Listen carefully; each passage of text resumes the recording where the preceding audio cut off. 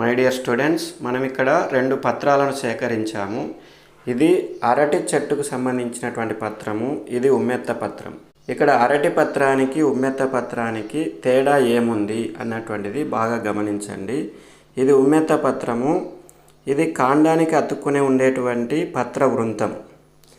పత్ర వృంతము చివరి భాగంలో చూడండి, ఇక్కడ పత్రం యొక్క మొత్తము భాగాన్ని లీఫ్ లామినా అంటాం. దీన్నే లీఫ్ లామినా పత్రదళం అంటాం. ఈ పత్రదళం లీఫ్ లామినా మధ్య భాగంలో ఉన్నటువంటి దాన్ని మిడ్రిబ్ అంటాము. అటువైపు ఇటువైపు సైడ్ వీన్స్ వచ్చాయి చూడండి, సైడ్ వీన్స్ అంటాం. ఇక్కడ పత్రదళం ఉంది.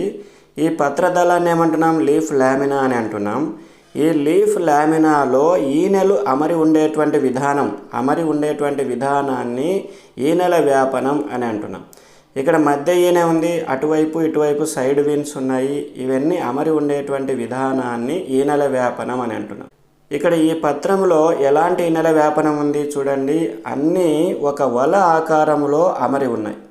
వల ఆకారంలో అమరి ఉన్నాయి కాబట్టి దీన్ని జాలాకార ఈనెల వ్యాపనం, రెటిక్యులేట్ వెనేషన్ అని అంటాం. ఇక్కడ అరటి పత్రం చూడండి, ఇది పెటియోల్. ఇక్కడ వచ్చినటువంటి పత్రదళం చూడండి ఎంత పెద్దగా ఉందో. మధ్యలో మిడ్రిబ్ ఉంది, నడిమి ఈనె.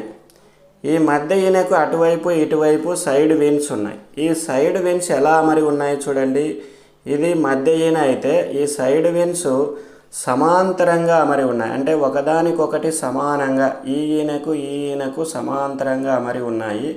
ఇక్కడ కూడా చూడండి, సైడ్ విన్స్ అన్నీ ఒక సమాంతరంగా అంటే ప్యారలల్గా, అంటే ఒక ఈనెకు ఇంకొక ఈనెకు సమాంతరంగా అమరి ఉన్నాయి. అందుకే దీన్ని ఏమంటున్నామంటే సమాంతర ఈనెల వ్యాపనము అని అంటున్నాము. దీన్నే ప్యారలల్ వెనేషన్ అని అంటున్నాము. ఇక్కడ జాలాకార ఈనెల వ్యాపనం ఉంది, ఇక్కడ సమాంతర ఈనెల వ్యాపనం ఉంది. మీరు వేరువేరు రకాల మొక్కల పత్రాలను సేకరించండి. వాటిలో సమాంతర ఈనెల వ్యాపనం ఉందా, జాలాకార ఈనెల వ్యాపనం ఉందా అన్నటువంటిది మీరు కామెంటరీ బాక్స్లో కామెంట్ చేయండి. Thank you very much. Bye.